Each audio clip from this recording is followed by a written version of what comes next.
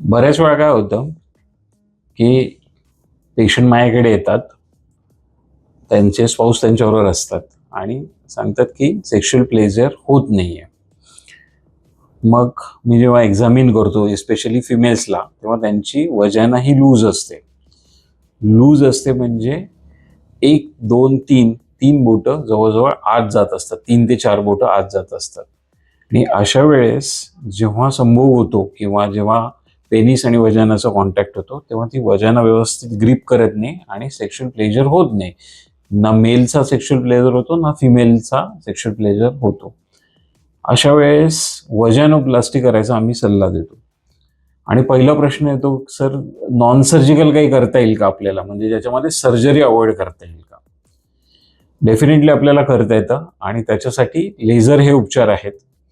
या लेझरमध्ये एक प्रोब असतो, तो त्या वजनच्या आतमध्ये टाकला जातो. जसं वजानल सोनोग्राफी करतात तसाच हा प्रोब असतो आणि तो टाकला जातो आणि काही लेझरच्या वेव्हज दिल्या जातात. त्याच्यामुळे ती वजानाची जी कॅव्हिटी असते किंवा योनीमार्गचा जो भाग असतो तो कॉन्ट्रॅक्ट होतो आणि त्याची ओव्हरऑल डायमीटर कमी होतो. पण ही परमनंट मेथड नाही आहे, याला वेळ लागतो, याला रिपीटेडली करावं लागतं.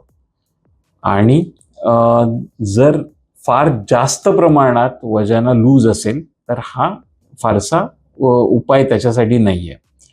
दुसरा एक उपाय असतो की ज्याच्यामध्ये फॅटचे इंजेक्शन टाकले जातात किंवा फिलरचे इंजेक्शन टाकले जातात. हे पण परमनंट नाही आहे.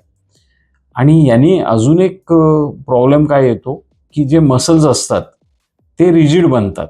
जसं बल्बो कॅव्हर्नस नावाचा एक मसल असतो, ज्याला मसल ऑफ लव्ह म्हणतात, तो रिजिड होतो. तो इलास्टिक नसल्यामुळे फिमेल पार्टनरला सेक्शुअल प्लेजर मिळत नाही.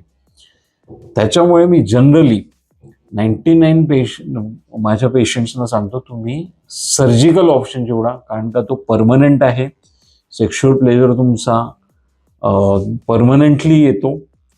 वजानल कॅव्हिटी परमनंटली रिड्यूस होते. तुम्हाला वारंवार यावं लागत नाही आणि डे केअर प्रोसिजर आहे. सकाळी यायचं, संध्याकाळपर्यंत तुम्ही घरी जातात. जास्त चिरफाड नसते. 2.5 सेंटीमीटर एवढं छोटंसं इन्सिजन घेतलं जातं. आतमधले तुमचे जे मसल्स असतात ते अतिशय फाईन असे रिपेअर केले जातात आणि तुम्हाला डिस्चार्ज केला जातो. त्याच्यामुळे तुम्ही जर ऑप्शन बघत असाल तर तुम्ही पहिला ऑप्शन सर्जिकल बघा. आणि जर तुम्हाला सर्जरीची भीती वाटत असेल तर मग बाकीचे जे मी तुम्हाला 2 ऑप्शन सांगितले ते तुम्ही चूज करू शकता. थँक्यू.